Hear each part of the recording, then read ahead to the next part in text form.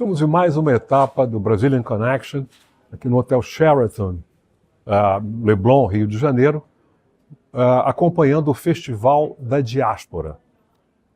E temos ao nosso lado Chris Upperman, que é um gerente da área de governança da Meta, tem um trabalho todo voltado para a questão de promoção, de oportunidades para pessoas de grupos desfavorecidos na sociedade, do ponto de vista empresarial. Também trabalhou, foi membro da equipe do Barack Obama. So, it's a pleasure to have you here. It's a pleasure. Thank you so Nice to much. meet you personally. Absolutely.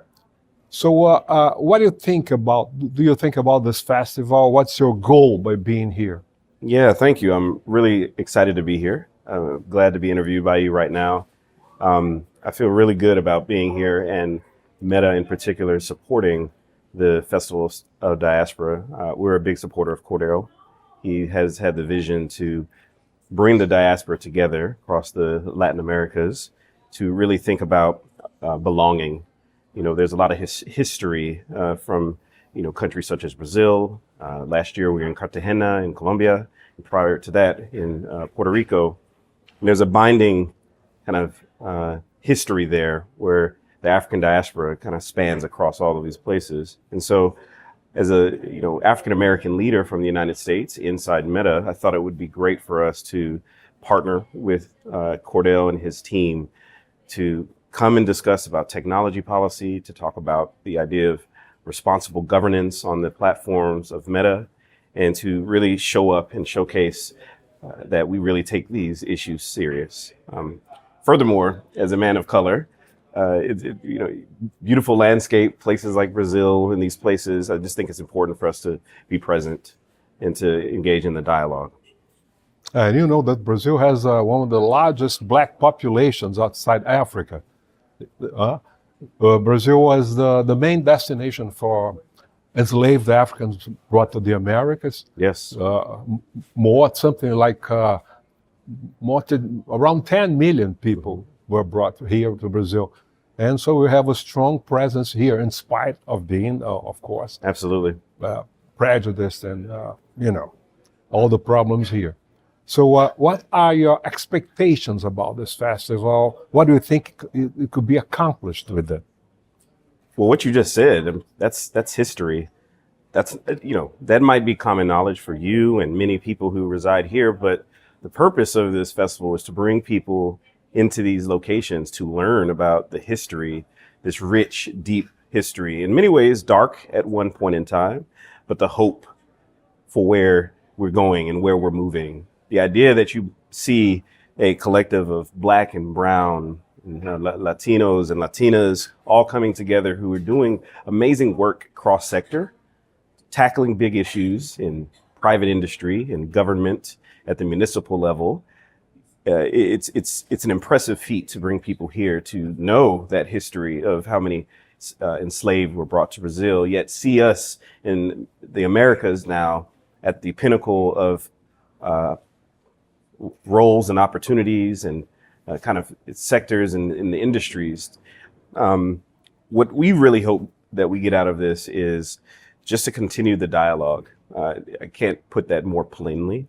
It's really important for people to understand the nuances of the way in which the products are developed inside our company and the way in which policies are developed inside our companies. The idea that we take issues such as content moderation very serious. The idea that our organization established the first of its kind oversight board, a self-regulatory mechanism where we figured we take experts, subject matter experts, these legal scholars, these academicians, to have binding authority on us as it relates to content moderation. And so that it would not just be us in America and in Silicon Valley making these content moderation policies for the globe and for places like here in Brazil. And I know that you all had interviewed earlier Ronaldo Lemos, one of our oversight boards, who's from Brazil, and also one of the foremost leaders and thinkers on internet policy for Brazil. And that's what I hope to get out of this, that people would understand the way we think about these issues and that we care really deeply about these issues. How do you explain the interest of these big companies like Google, like Meta, in terms of diversity, promoting diversity? What do they win with that? It's a really great question, and I'll just answer simply. Our CEO, Mark Zuckerberg, has talked about our platforms connect people. Simply put, we connect people. We are a platform that spans somewhere north of 3.5 plus billion users around the world. And the idea of that is people who can just interact with each other. They can interact with each other through traditional media, post, video reels, WhatsApp, which I know is big here in Brazil in particular. And so the interest is that the idea that there are people who want to communicate with each other, people who want to share their stories, people who want to share their creative content on the platform, and people who want to communicate with loved ones. And so the interest lies in the very presence of the people who reside in these locations, in these places.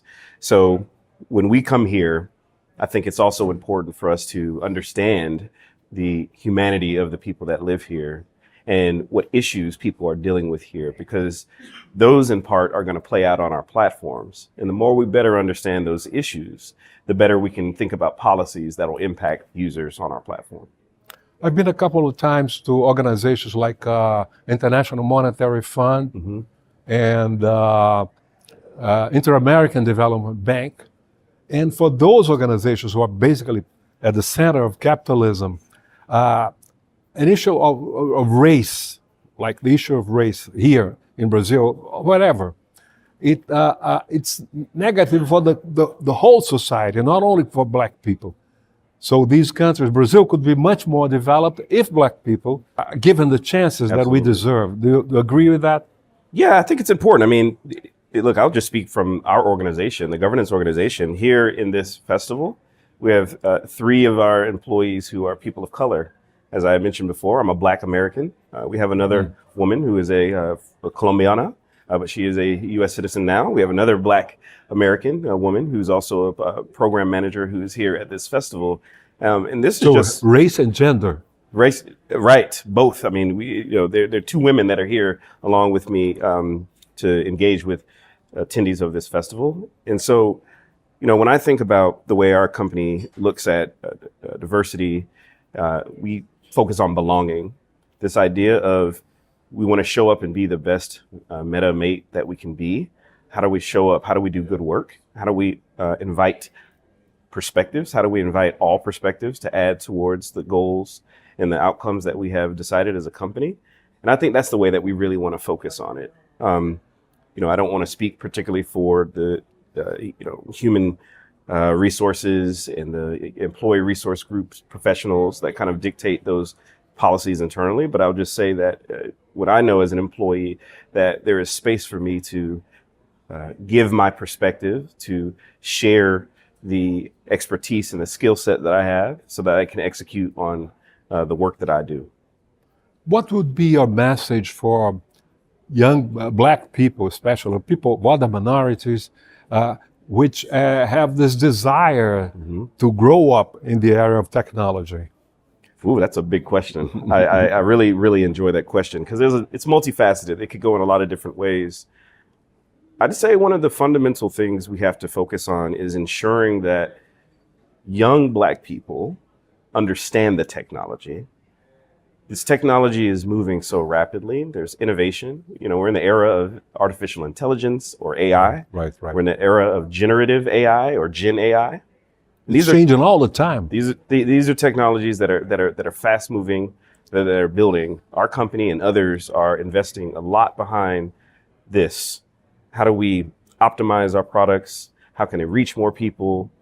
We've recently partnered with Ray-Ban. We have Ray-Ban glasses now, smart glasses, and there's any number of things that are going to be developed as a result of that going forward. And so what I would tell young Black people, particularly in Brazil and around the world, is to understand the technology and understand the direction the technology is moving in. I then would also say is, how can we contribute to it? What basically is the imprint that we want to leave on that technology? When we think about, let's say, Brazil, for instance, you all have Carnival, you have Samba, you have rich cultural history here. And that's the religions also. The religion, of course. But you have rich cultural history that you've left for the world. The world knows that about you all. And if you can draw that kind of relationship there, what I mean is now for young people, you need to think about what impact do you want to have on technology and innovation and products as they continue to grow and get older. And that's what I would tell you to tell young people to really think about. We have seen the explosion of online content creators in the era of social media and in the tools that allow people to connect with each other.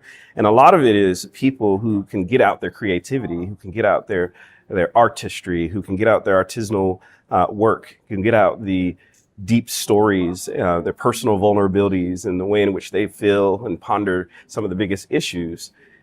We take, 10, 15 years ago, maybe that wasn't the case, but now because of those tools being here, this is what people can do.